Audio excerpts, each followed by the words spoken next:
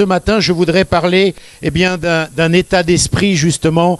Pardonnez-moi, par moments, je dirais esprit ou état d'esprit, mais comprenez état d'esprit. Je voudrais parler de l'état d'esprit de miracle qu'il faut avoir pour vivre les choses que Dieu a promises, les choses extraordinaires que Dieu a promises. Et cet état d'esprit de miracle, ou cet esprit de miracle, si vous voulez, la grande leçon qu'on va tirer, c'est qu'il ne faut pas être rempli puissamment du Saint-Esprit et avoir prié toute la nuit et avoir jeûné des heures et être dans la grande puissance de Dieu pour vivre ces choses-là. Parce que nous allons voir au travers du texte que je vais partager avec vous, que c'est souvent dans les moments qui sont difficiles, dans les moments qui sont durs, dans les moments qui sont des moments d'épreuve pour nous que cet état d'esprit, cet esprit de miracle va se manifester. On va prendre Matthieu chapitre 14, verset 22. Seigneur, étends ta main ce matin pour qu'il se fasse des prodiges, des miracles. Pas des prodiges de puissants miracles, mais qu'il se fasse des prodiges, des miracles dans nos cœurs aussi, dans notre obéissance, dans notre désir de te suivre, dans notre désir de vivre les choses que tu as écrites. Que ce soit le Saint-Esprit ce matin qui puisse convaincre nos cœurs. Matthieu chapitre 14, verset 22. Aussitôt après, il obligea les disciples à monter dans la barque et à passer avec lui de l'autre côté pendant qu'il renverrait la foule. Quand il l'eut renvoyé, Matthieu chapitre 14, verset 22, quand il l'eut renvoyé, il monta sur la montagne pour prier à l'écart, et comme le soir était venu, il était là seul. La barque, déjà au milieu de la mer, était battue par les flots, car le vent était contraire. À la 4e veille de la nuit, Jésus alla vers eux marchant sur la mer. Quand les disciples virent marcher sur la mer, ils furent troublés et dirent « C'est un fantôme !» Et dans leur frayeur, ils poussèrent des cris. Jésus leur dit aussitôt « Rassurez-vous, c'est moi, n'ayez pas peur. » Pierre lui répondit « Seigneur, si c'est toi, ordonne que j'aille vers toi sur les eaux. » Et il dit « Viens. » Pierre sortit de la barque et marcha sur les eaux pour aller vers Jésus. Mais voyant que le vent était fort, il eut peur. Et comme il commençait à s'enfoncer, il s'écria « Seigneur, sauve-moi !» Aussitôt Jésus étendit la main, le saisit et lui dit « Homme de peu de foi, pourquoi as-tu douté ?» Et ils montèrent dans la barque et le vent cessa. Ceux qui étaient dans la barque vinrent se prosterner devant Jésus et dirent « Tu es véritablement le Fils de Dieu. Amen. » Quelle leçon on va tirer de ces passages-là? La parole de Dieu nous dit qu'à un moment donné de son ministère, le Seigneur Jésus-Christ, n'a pas pu faire beaucoup de miracles dans un endroit à cause des auditeurs qui étaient ceux de sa famille et ceux qui le connaissaient, et il n'avait pas le bon état d'esprit vis-à-vis de Jésus, pour que Jésus puisse faire de nombreux miracles. Et la Bible dit qu'il ne put faire là aucun miracle. Parce que, en fait, ces auditeurs, les gens qui étaient en face de lui, n'avaient pas le bon état d'esprit vis-à-vis des choses qu'il disait, vis-à-vis des choses qu'il annonçait. Et la Bible insiste, il ne put faire là aucun miracle. Et ce matin, il peut y avoir un miracle de la part de Dieu ou non, tout va dépendre de notre état d'esprit. Tout va dépendre de ce que nous avons en tête, de ce à quoi nous réfléchissons. Si nous pensons au travail demain au bureau, si nous pensons à la liste de courses à faire, il est évident que le Seigneur, ce matin non plus, ne pourra pas faire de miracles et de prodiges. Maintenant, si nous avons l'état d'esprit adéquat, si nous avons la bonne disposition de cœur, il peut se passer des miracles et des prodiges. Et nous allons voir comment c'est possible. Le titre que j'ai donné, j'avais 2 titres, mais j'ai surtout dit l'état d'esprit de miracle, mais qui ne tente rien, n'a rien. Alors vous allez me dire, c'est un vieil adage du monde, c'est un vieux proverbe du monde, et c'est pas biblique, ta doctrine déraille. Sauf que la sagesse du monde nous enseigne parfois des choses et qu'il faut en tenir compte. L'expérience, la vie qui se passe dans le monde nous dit que bien souvent ce sont les gens qui essayent, qui obtiennent. Ce sont les gens qui tentent quelque chose, qui ont quelque chose. Et la Bible nous dit exactement la même chose. La Bible dit cherchez, demandez, trouvez et vous recevrez. Cela implique de notre part une action. Cela implique de notre part quelque chose à faire. Et soyons toujours prêts à investir dans une action pour Dieu. Soyons toujours prêts à tenter quelque chose pour Dieu, à tenter quelque chose conformément à la parole de Dieu. Nous allons voir que toutes ces choses-là ne se font pas n'importe comment. Mais il y a des règles. Et une des règles, c'est que pour vivre le miraculeux, pour vivre le divin, pour vivre le sensationnel de Dieu, eh bien, il faut semer le miraculeux. Parce que la Bible dit qu'on récolte ce que l'on sème. Si je sème la tristesse, si je sème la peine, sans aucune solution, sans aucune possibilité, je récolterai aucune solution, aucune possibilité. Si je sème la confession de foi que Jésus-Christ est ressuscité, qu'il agit, qu'il est vivant, qu'il fait des miracles, qu'il fait des prodiges, et toutes sortes de miracles. Nous allons voir que le mot miracle n'est pas seulement un signe prodigieux de guérison. Eh bien, si je sème cela, je vais récolter cela dans ma vie. Si je sème la parole de Dieu, je vais récolter la parole de Dieu. Alors, ce n'est pas premièrement un passeport à faire n'importe quoi. C'est une chose évidente. Croire que Jésus, que Dieu fait des miracles, c'est pas un laisser-passer à croire n'importe quoi, à faire n'importe quoi, à agir n'importe comment. Il y a des règles, il y a des choses que la parole de Dieu nous enseigne. Et je dirais qu'il est aussi important d'avoir, après cette notion de passeport à faire n'importe quoi, il est aussi important d'avoir dans notre tête une bonne définition de ce qu'est le miracle, de ce qu'est le divin, de ce qu'est le miraculeux. Je dirais que ce qu'est le miraculeux, eh bien, c'est partout dans notre vie où les choses viennent d'en haut, viennent du royaume de Dieu.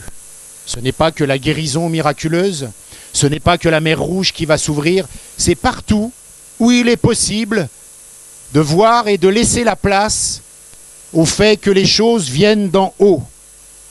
Je veux dire quoi? Eh bien, ça va du pardon, ce que le Seigneur nous demandait, à la guérison miraculeuse. Parce que pardonner à quelqu'un, c'est pas dans notre nature, c'est pas conforme à notre nature. Et si on peut le faire, c'est parce qu'il y a le miracle du divin qui descend du ciel et qui nous donne la possibilité de le faire. Ne pas mentir, je dirais c'est un miracle. Vous allez me dire n'importe quoi. Eh bien non, pas n'importe quoi. Parce que ne pas mentir, c'est la demande de Dieu dans nos vies personnelles. Et pouvoir le faire, c'est parce que le divin s'ouvre et nous donne la capacité d'obéir. Et là, ça devient surnaturel. Ne pas mentir n'est pas naturel. Ne pas voler n'est pas naturel. Ne pas répondre à la violence n'est pas naturel. Mais il n'y a pas que cela comme miraculeux. Il y a partout où le divin peut agir. Et aussi bien dans la guérison miraculeuse, dans le prodige. Alors, je dirais que s'attendre au miraculeux, s'attendre au divin, s'attendre à l'irréel de Dieu, eh bien ça doit être pour nous un mode de vie. Ça doit être pour nous un état d'esprit.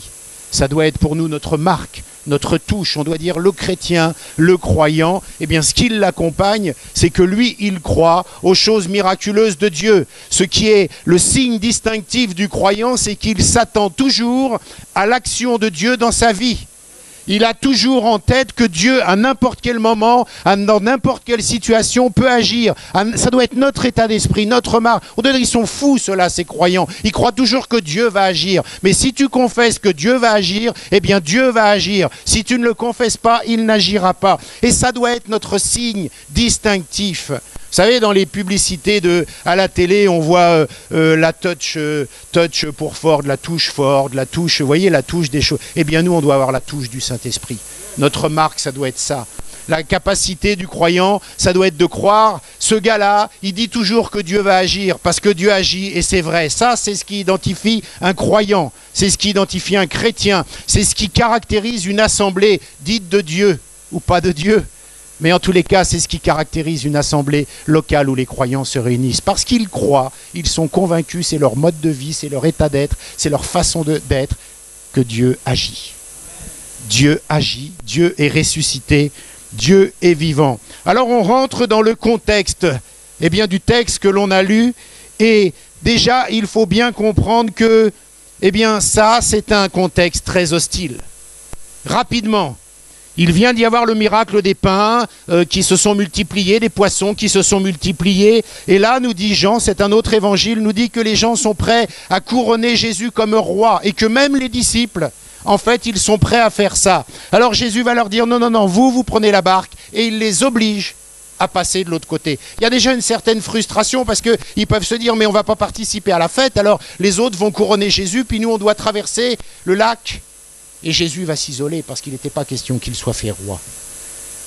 Mais le contexte est le suivant. À un moment donné, ses disciples dans la barque, ils étaient en vent contraire et la solution la plus sage pour eux, la solution la plus raisonnable par rapport à ce qu'ils vivaient dans cette barque aurait été de faire demi-tour et de revenir à l'endroit où ils étaient. Et ce qui doit nous caractériser, quand on a commencé quelque chose avec Dieu, quand on a commencé quelque chose avec le Seigneur Jésus-Christ, on ne fait pas demi-tour. On ne revient pas sur ce qui semble être le plus facile ou le plus aisé. Ces gens dans la barque, ces disciples, ces apôtres dans la barque, qu'est-ce qu'il se passe? C'est le lac de Tibériade, la mer de Galilée. C'est la même chose. En fait, c'est une poire. Du nord au sud, ça fait 20 km. D'est en ouest, ça fait à peu près 12-13 km. La situation des pins dans la parole de Dieu, là, se passe à l'est. Et la Bible nous dit que le vent est contraire, donc le vent vient d'ouest. Ils sont dans un bateau, ce sont des sortes de barques romaines à l'époque qui font, je dirais, 8-9 mètres de long, 2-3 mètres de large et en gros 1,20 m de profondeur. Bon, à peu près, hein, je ne suis pas un puriste historien, mais c'est ce qu'on appellerait la barque romaine. C'est comme ça qu'elle est à peu près.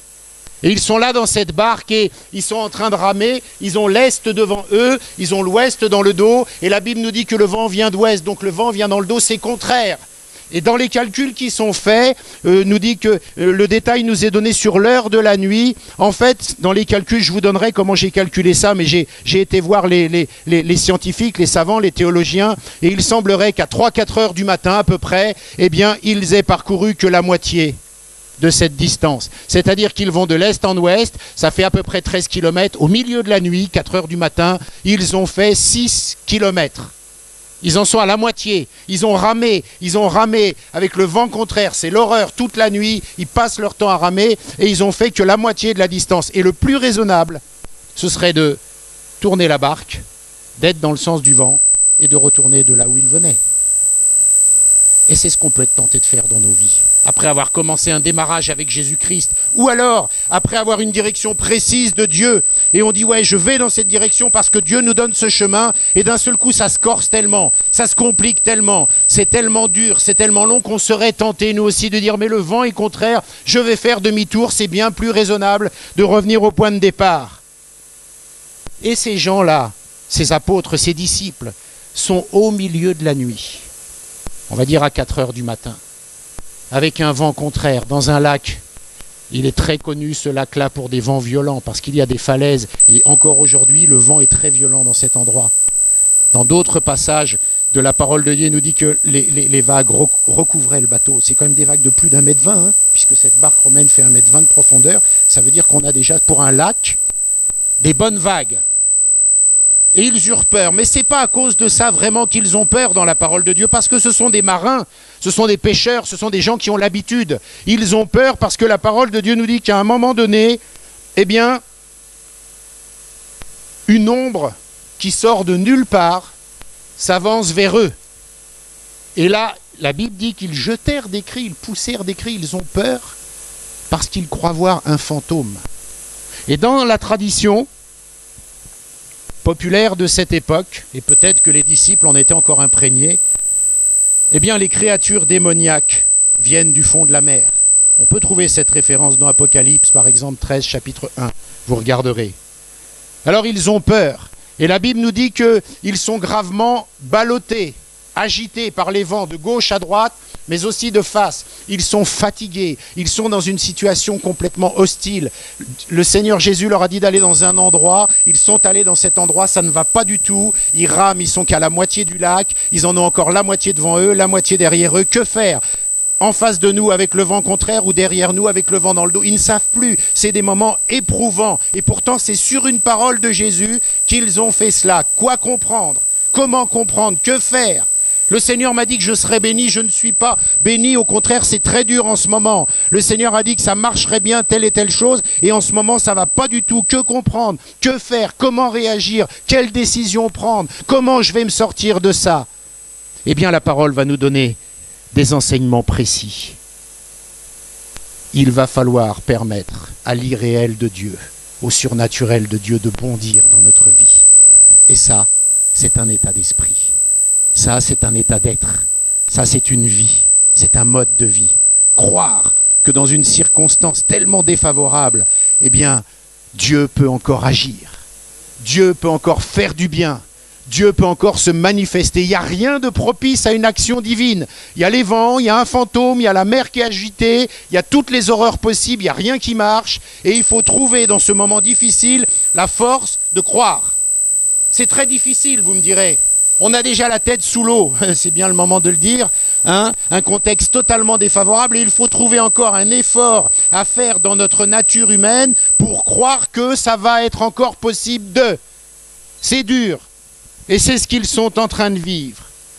Et là on s'aperçoit qu'il n'est pas toujours nécessaire d'être rempli puissamment de cette grande onction spectaculaire qui permet que les miracles se fassent, les prodiges se fassent. Non, il suffit dans un moment de difficulté d'être encore capable de croire que c'est toujours possible. Et c'est l'enseignement que va nous donner l'apôtre Pierre, dont on se moque souvent, mais qui pour moi est quelqu'un de précieux dans la parole de Dieu, parce qu'il fournit tellement d'exemples à suivre, je dirais. Pierre trouve toujours la force, dans n'importe quelle situation, de tenter quelque chose. On vient arrêter Jésus, il sort son épée, il tranche l'oreille du serviteur. Le Seigneur lui dit, on va m'arrêter. Il dit, non, on ne va pas t'arrêter parce que je vais m'occuper. Il est toujours prêt à tenter quelque chose. Alors certains diront, oui, mais il ne fait que des bêtises. Vous allez voir que non, il ne fait pas que des bêtises. Parce que c'est un homme, malgré toutes ses erreurs, malgré toutes ses difficultés, de qui Jésus a dit, tu es Pierre, et sur cette pierre, je bâtirai mon église. C'est pas n'importe qui qu'on dit des choses comme ça quand même, hein. C'était pas n'importe qui, l'apôtre Pierre, attention. Certains commentateurs veulent laisser aller le fait que, toujours prêt, toujours zélé, toujours prêt à faire une bêtise. C'est un homme de Dieu. C'est un homme dont Dieu se sert, du caractère de qui Dieu se sert pour faire des choses extraordinaires. Et nous allons voir encore comment. Pierre, dans cette situation, va trouver la force de tenter quelque chose. Et ça, c'est le premier début de la leçon. Vous remarquerez que là, il n'est pas assis dans la barque en train de se dire « Est-ce que c'est le plan de Dieu que je sorte de la barque et que j'aille vers Dieu? Je vais attendre que Jésus m'appelle. J'attends l'appel. » Ben, l'appel, il n'est jamais venu. C'est lui qui a dit « Je veux aller vers toi. » Jésus-Christ est venu pour nous sur terre une fois pour toutes. Il est mort sur la croix, une fois pour toutes. Il est ressuscité, une fois pour toutes. Il nous a lavé de nos péchés, une fois pour toutes. C'est ce que dit la parole de Dieu. Ce n'est plus à Jésus, ce n'est pas à Jésus de faire le pas vers nous. Ce n'est plus à lui de venir vers nous. C'est à nous d'aller vers lui maintenant, parce que les choses sont actées, les choses sont acquises, les choses sont là et prêtes à être attrapées. Demandez, cherchez, frappez, vous recevrez.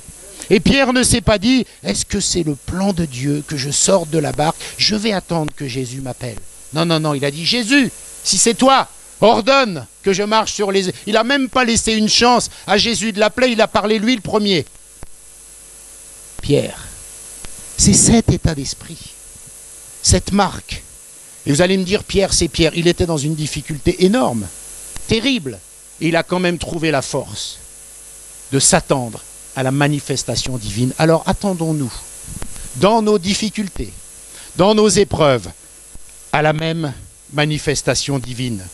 Attendons-nous de la même façon à une action de Dieu. Cet esprit, cet état d'esprit de miracle commence à nous faire défaut pour plein de raisons. Pour diverses raisons, on ne s'attend plus ou pas assez ou pas tout le temps à l'action puissante de Dieu dans nos vies, dans nos églises, dans nos familles, dans nos témoignages, dans nos maladies. On est en quelque sorte résolu, résigné. On se dit on a tellement, peut-être, je ne sais pas, je ne suis pas dans les vies de chacun, tellement de difficultés que, eh bien, dans la difficulté, la parole de Dieu nous dit que c'est vraiment le bon moment, dans la difficulté, pour aller chercher quelque chose d'irréel, quelque chose de divin. Alors Pierre, une fois encore, est un exemple. Et je dis une fois encore parce que je parle souvent de ce personnage, mais il nous instruit. Pierre fait une demande curieuse. On va dire Pierre cherche les ennuis. Il pouvait dire, Seigneur, viens dans la barque, viens nous rejoindre, calme le vent. Non, il lui dit, si c'est toi, eh bien fais que j'aille sur l'eau et que je te rejoigne. On pourrait dire, mon frère, sois raisonnable. Pierre, arrête un peu de chercher les ennuis. Qu'est-ce que tu vas marcher sur l'eau? Qu'est-ce que tu vas chercher ces ennuis? Tu vas couler, tu vas tous nous mettre en galère. Pourquoi tu dis pas au Seigneur de venir dans la barque et ça serait bien mieux? Non, non, Pierre dit non. Seigneur, si c'est toi, ordonne que je marche sur les eaux. Pierre a un désir particulier qui doit tous nous caractériser. Il a le désir de faire ce que son maître fait. Et nous devons avoir, en tant que croyants, le désir de faire ce que notre maître fait.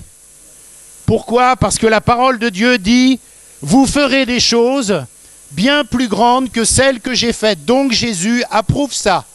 Jésus est en train de dire « Je suis d'accord avec ça. Vous devez faire les choses que je fais. » Et Jésus va encore même plus loin. Il dit non seulement « Vous faites les choses que je fais, ça c'est sûr, mais vous allez en faire des plus grandes encore. » Jésus est d'accord avec ça. Et nous devons avoir le désir, en tant que croyants, de faire les choses que notre maître fait ou a faites. Et je pousserai encore le bouchon un peu plus loin, le désir de faire des choses bien plus grandes que celles qu'il a faites. Et le Seigneur Jésus dit qu'il est d'accord avec ça, hein, parce que la parole de Dieu l'atteste. Vous ferez des choses bien plus grandes que celles que j'ai faites. Il y a quelque chose d'important à noter aussi, quand vous lirez ce passage dans un autre évangile, c'est que Marc nous dit que Jésus marchait sur l'eau, bien sûr, mais que selon l'évangile de Marc, il n'était pas en route pour aller dans la barque, il était en route pour les dépasser, pour aller plus loin. Pourquoi? Ils sont dans les cris, dans les pleurs, ils croient que c'est un fantôme, ils n'en veulent pas. Alors on peut penser que eh bien, le Seigneur ne veut pas les effrayer plus longtemps et qu'il dévie. Il ne se dirige plus vers eux pour ne pas les terroriser. Et c'est bien, le fantôme semble vouloir s'éloigner. Mais Pierre, il n'est pas d'accord avec ça. Pierre, comme disent les jeunes, Pierre, il est déjà en mode miracle. Il est déjà dans sa tête programmé pour vivre quelque chose avec son Dieu. Il ne va pas se contenter de rester dans la barque, agité par les flots qui risquent de renverser, de chavirer, alors que son maître, son Dieu, est lui en train de montrer qu'il a autorité sur la nature, autorité sur les vents, sur l'eau, et qu'il marche sur l'eau. Et le deal qui se pose dans sa tête, le conflit, c'est soit je reste, parce que je vois là que Jésus est en train de passer à côté de la barque.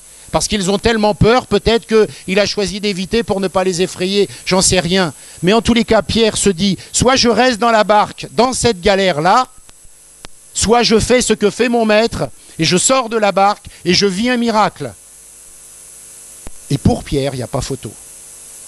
Lui, il veut vivre un miracle. Il ne veut pas se conformer au troupeau. Il ne veut pas rester conforme à la volonté du troupeau. Alors il s'est aperçu de ça. Et un autre point qui doit nous aider, qui doit nous construire notre état d'esprit de miracle. Vous voyez au travers de Pierre, notez tous les points qui le caractérisent afin que nous puissions les manifester dans notre vie quand on a besoin d'être dans cette disposition-là. Pierre, eh bien, dit, si c'est toi, ordonne. Vous voyez que Pierre, que l'on traite de fou, il ne s'engage pas tellement à la légère. C'est pas si léger que ça ce qu'il fait. Jésus s'est approché d'eux et il leur a dit ayez bon courage. Les commentaires nous disent que ayez bon courage est une expression favorite de Jésus qui est employée une dizaine de fois dans les évangiles, et ayez bon courage, ça aurait dû suffire à ce qu'ils reconnaissent que c'était vraiment Jésus qui était là et pas un fantôme. Maintenant, c'est pas évident. Jésus vient de l'Est. Le soleil se lève à l'est, donc le soleil se lève dans le dos de Jésus. Il ne voit qu'une forme, il ne voit pas son visage. Puisque la lumière est dans le dos, le soleil se lève à l'est, c'est ça? Ok.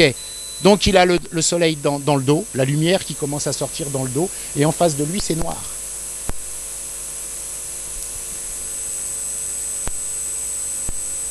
Pierre veut, je dirais, un accusé de réception. Il veut une confirmation.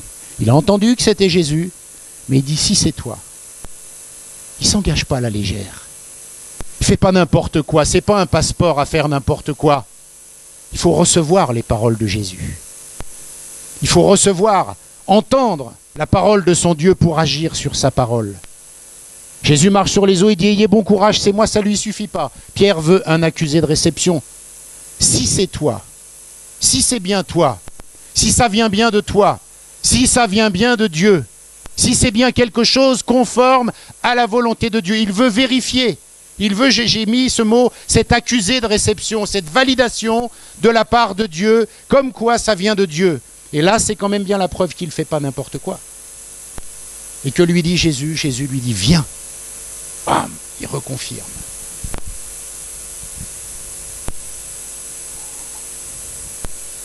Jésus lui dit, viens. Puisque tu as cette réception, cet accusé de réception, moi, Jésus, je te dis de venir. Ça veut dire quoi? Ça veut dire que Jésus a dit, tu peux y aller. Je viens de créer les conditions spirituelles pour que ce miracle ait lieu. Je viens de valider que ce que je fais, tu peux le faire. Je viens de te dire viens, et comme je te dis viens, ça te prouve que j'ai créé toutes les conditions pour que ce miracle ait lieu. Tu peux maintenant, parce que je t'ai dit viens, marcher comme moi sur l'eau. Tu peux maintenant faire ce que je fais. Tu peux faire ce que je fais. Et voyez, quand on dit Pierre, il est irréfléchi, il n'est pas si irréfléchi que ça. Il a demandé confirmation.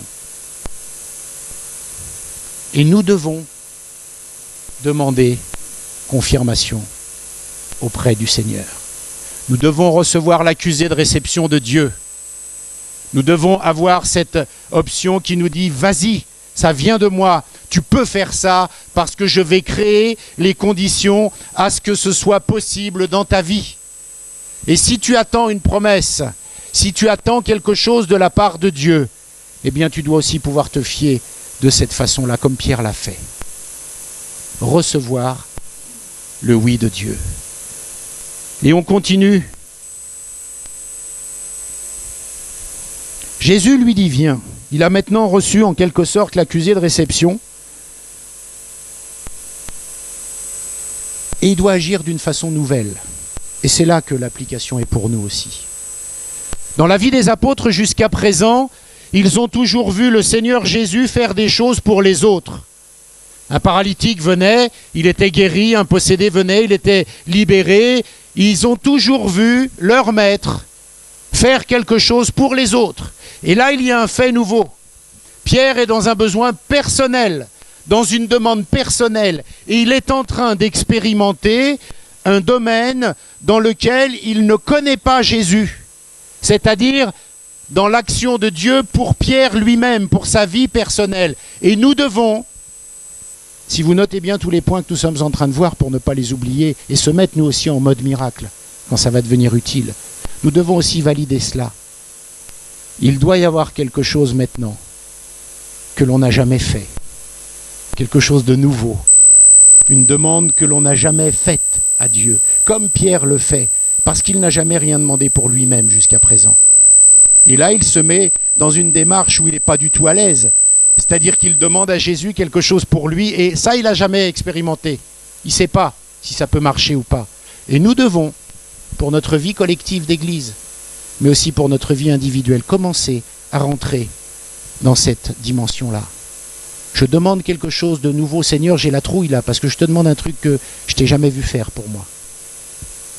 Je te demande quelque chose que je suis pas sûr du tout que tu fasses ce genre de choses, parce que je sais pas.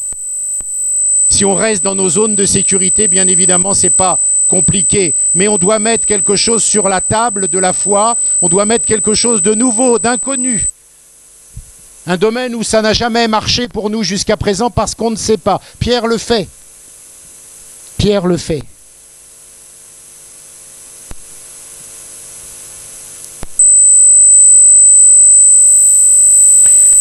Et je dirais que ce que va faire Pierre là, c'est vraiment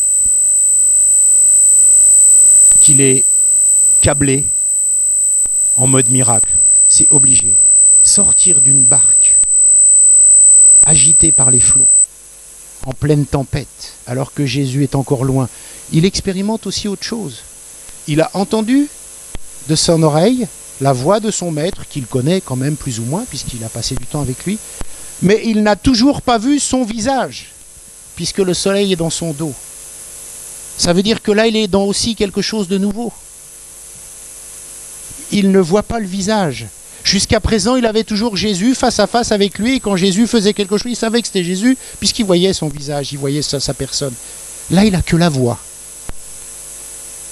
Il n'a que oui, c'est moi, ayez bon courage. Mais il ne sait pas, celui qui parle, c'est une ombre. Pour les autres, c'est un fantôme.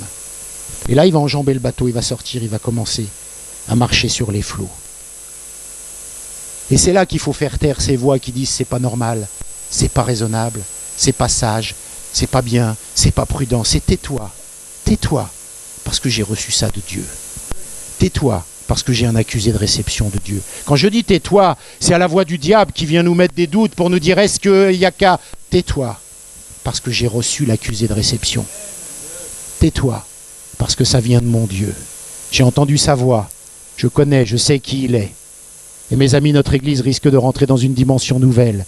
Et il va falloir dire à la voix de l'ennemi, à la voix du doute, tais-toi, parce que nous avons reçu la voix de notre Dieu. Tais-toi, tais-toi. Je vais enjamber le bateau, je vais marcher sur l'eau parce que Jésus me le demande. Tais-toi. C'est important. C'est important. Il y a quelque chose de fort dans son attitude. À un moment donné, il enclenche. Ça ne reste pas qu'un désir, ça ne reste pas qu'une volonté. Et il enclenche dans une situation terrible, dans une situation où il est en difficulté. Il y a du vent, il y a de la tempête. Je vous rappelle que ce n'est pas un contexte favorable. Mais il enclenche les choses. Il enjambe le bateau. Et il va marcher vers Jésus. Et quand tu reçois une parole de Dieu, mon ami, 5 minutes, quand tu reçois une parole de Dieu, et que Dieu te dit enclenche, agis en conséquence, tu peux plus reculer. Et Pierre va se retrouver un moment, il va marcher vers Jésus, et à un moment il va être carrément au milieu, c'est-à-dire que derrière il a la barque, qu'il a laissée parce qu'il a marché, et devant il a Jésus qu'il n'a pas encore atteint. Et c'est là que le doute va l'attraper. C'est là que la difficulté va venir à lui. Mais quand Jésus dit viens, tu ne peux plus reculer. C'est très dur d'enclencher sur la parole de Dieu. C'est courageux, mais il faut le faire. Parce que c'est la volonté de Dieu. Parce que c'est la parole de Dieu.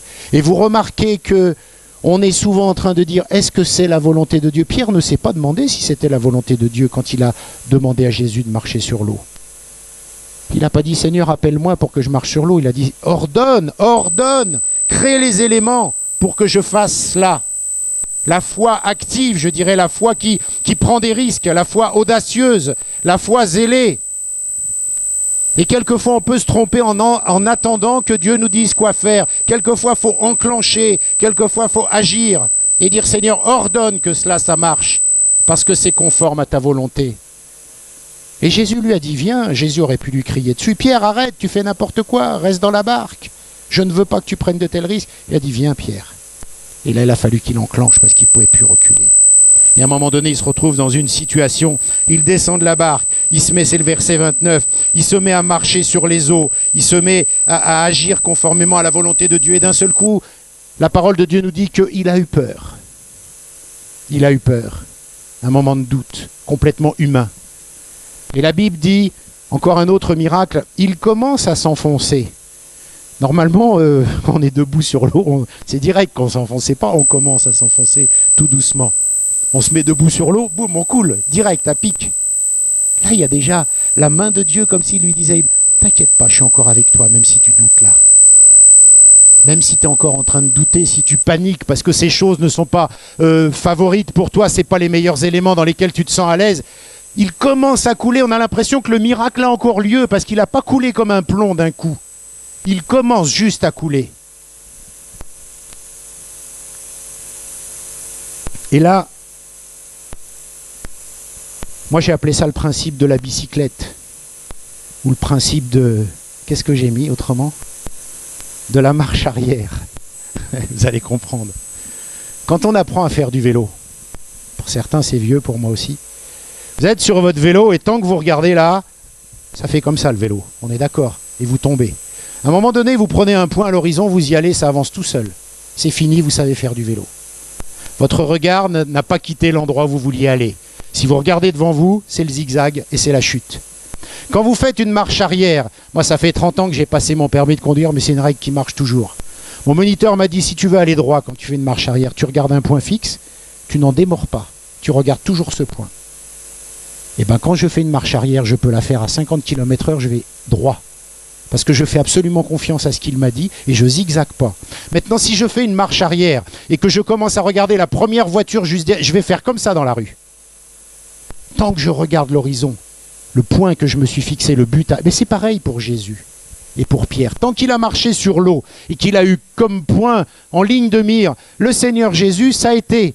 Dès qu'il a commencé à enlever ce regard et à penser « Ah, le vent est fort ». D'ailleurs, c'est bizarre, je n'ai pas encore élucidé ce mystère. Il dit « Le vent est fort », mais c'est pas le plus dur, c'est pas le vent dans cette circonstance, c'est de marcher sur l'eau. Pourquoi le vent est fort? Je ne sais pas, je n'ai pas encore la réponse. Mais en tous les cas, il a commencé à couler. Parce qu'il a détaché son regard. Et tu peux t'engager dans une voie, dans une promesse, dans une direction, dans la volonté de Dieu, avoir reçu la parole de Dieu, la parole de Dieu qui te dit « Vas-y, c'est moi, viens ». Néanmoins, à un moment donné, parce que cet univers spirituel, ce monde du miracle, cette façon d'être, ce mode de vie n'est pas le tien, ce mode de vie n'est pas facile à gérer au quotidien, tu peux toujours avoir un doute et à un moment donné perdre pied et commencer à piétiner, à trébucher, à t'enfoncer. C'est permis parce que Jésus, eh bien, nous montre dans sa parole, là, dans la parole de Dieu, il est écrit que même dans ce doute-là, eh bien, il a permis que Pierre ne chute pas au fond du lac et qu'il coule tout doucement, qu'il s'enfonce. Et la Bible nous dit qu'il l'a attrapé, qui lui a donné la main. Et deuxième miracle, il vient de vivre un autre miracle à l'intérieur d'un miracle, c'est que le miracle va continuer. C'est-à-dire qu'à un moment donné, vous avez non plus Jésus, mais vous avez deux hommes côte à côte qui marchent sur l'eau. C'est encore plus fort. C'est deux maintenant qui marchent côte à côte et qui vont vers le bateau. Parce que je ne pense pas qu'on puisse croire que Jésus l'a pris dans ses bras, il l'a porté comme un bébé comme ça. Il a marché à côté de lui sur l'eau. Autrement dit, n'aie pas peur, parce que même si tu perds pied pendant cette aventure, le Seigneur va te rattraper. Le Seigneur va te permettre que tu continues, que ce miracle continue. Et pourtant, enclencher, c'est dur.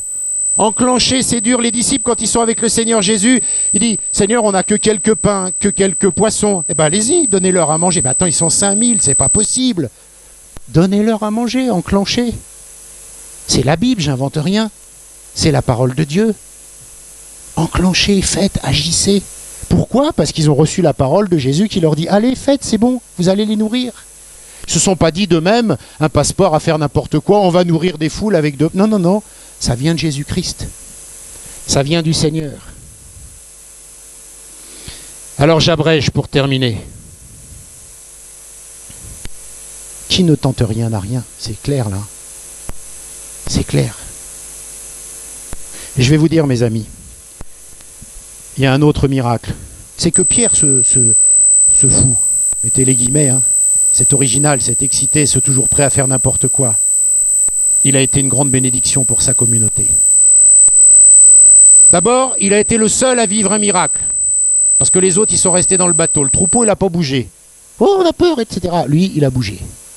C'est le seul à avoir vécu quelque chose. Et encore une fois, qui ne tente rien n'a rien. Il a vécu un miracle.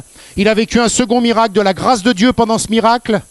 Et il a vécu un troisième miracle, celui de marcher à côté de Jésus, de faire la même chose que son maître, côte à côte. Et la Bible nous dit qu'il a été une bénédiction pour sa communauté, parce que, je dirais, c'est de l'humour hein, ce que je fais. Les trouillards qui sont restés dans la barque, qui n'ont rien fait. La Bible, c'est pas vrai, hein, je ne pense pas que ce sont des trouillards. La Bible nous dit qu'ils adorèrent Jésus et qu'ils se dirent « Tu es vraiment le Fils de Dieu ». Mais pourquoi tu es vraiment le Fils de Dieu? Parce qu'à un moment, ils ont vu leur copain Pierre faire la même chose que Jésus-Christ, marcher sur l'eau, et en faisant ce qu'il avait fait, en étant le téméraire, en étant celui qui sort de la barque, en étant celui qui agit, il a été une bénédiction pour ceux qui sont restés, parce qu'il leur a permis d'attester qu'il était vraiment le Fils de Dieu au travers de ce qu'il venait de vivre pour eux. Ils ont vécu par procuration un miracle et ils ont été bénis par l'audace de Pierre. Ils ont été bénis par la témérité de Pierre. Parce que Pierre a fait, il les a bénis. Alors on peut se moquer de Pierre. N'empêche que c'est le seul à avoir vécu un truc. Et en plus, il a été une bénédiction pour ses copains. Alors mes frères et sœurs, moquez-vous de moi. si vous voulez, parce que moi, je veux bien être Pierre. Je veux bien qu'on me traite de fou pour des choses comme ça. Je veux bien qu'on me traite de pas raisonnable, de pas sage, de pas ce que vous voulez. Ça ne me dérange pas.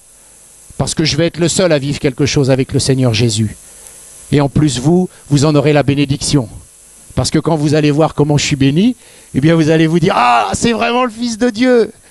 C'est vraiment vrai, Jésus fait des miracles !» Alors la vraie question, mettons-nous dans cet état d'esprit, de toujours être prompt à s'attendre. C'est la parole qu'il dit à une action de Dieu puissante dans n'importe quelle situation, parce que c'est la parole qui l'atteste. Pour finir,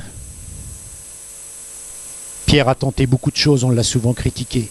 C'est le seul de qui Jésus a dit « Tu es Pierre et je bâtirai, je vous l'ai dit, mon Église ». Je vais vous dire autre chose. Dans une communauté comme la nôtre, nous devons toujours être dans ce mode miracle. Pourquoi ? Parce qu'à un moment donné, nous ne serons pas si forts que ça pour plein de raisons individuellement. Et il y aura toujours besoin dans la communauté de quelqu'un qui est dans ce mode-là, parce qu'il sera une bénédiction pour les autres.